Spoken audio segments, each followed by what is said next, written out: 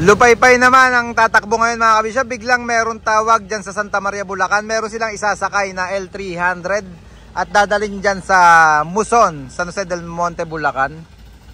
Yan, Lupaypay ang bibira. Jay and Iyong on board.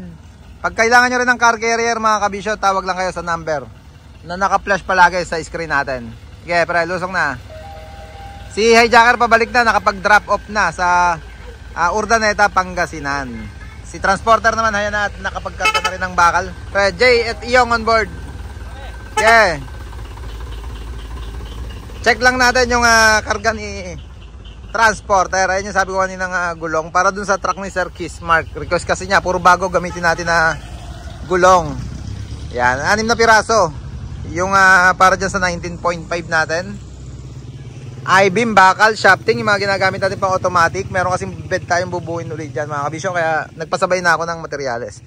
Ito naman yung kay Sir Pulido mga kabisyo. Elf lang naman to, 16 o rim 16 na tubeless. Isang set with reserva. Yun ang request ni Sir Pulido. Kaya 7 piraso naman tong rim 16 natin na gulong. Yan, amusing na naman si transporter. Yan